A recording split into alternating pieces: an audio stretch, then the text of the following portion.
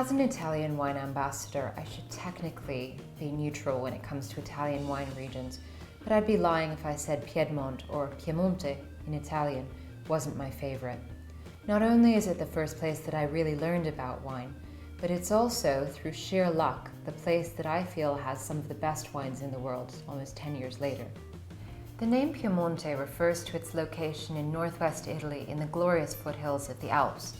What makes Piemonte so special is that not only is it one of the world's top wine regions, but it's also a world gastronomic capital.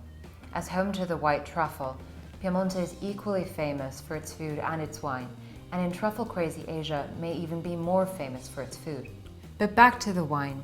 The two star players are two tiny regions starting with the letter B, that luckiest of letters in the wine world. Barolo and Barbaresco are tiny villages located very close to each other and surrounded by satellite villages that are also allowed to put their names on the label. These days, most of the top Barolo and Barbaresco have famous vineyard names on their label, such as Canubi, Asili, and Busia. If somebody gives you one of these as a present, it's clear that they really like you.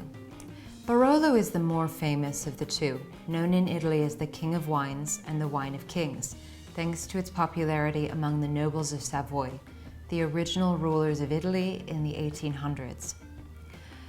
Barbaresco has been slower to catch up, but thanks to the pioneering work of Barbaresco specialist Angelo Gaia, it's gradually caught up in fame. Both wines are made from the amazing Nebbiolo grape, which some people call the Pinot Noir of Italy. Personally, I think it's far more than that.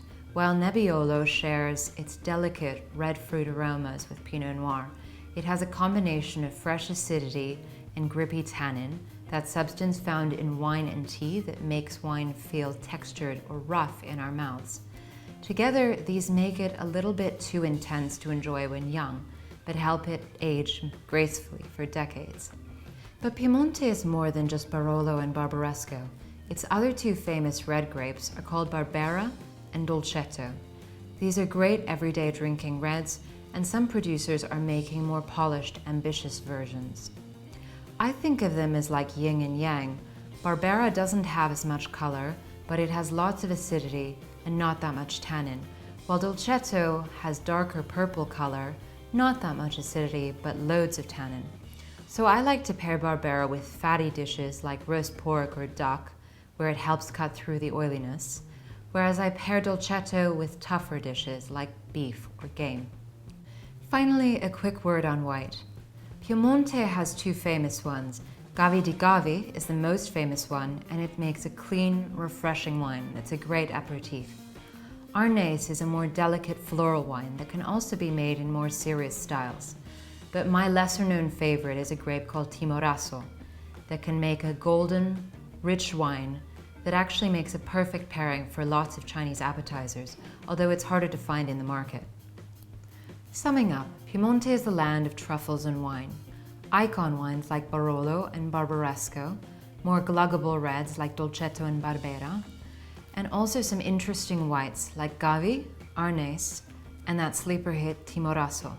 And once you've gotten bored of all those, just give me a buzz. There are dozens more exotic grapes left in Piemonte to try.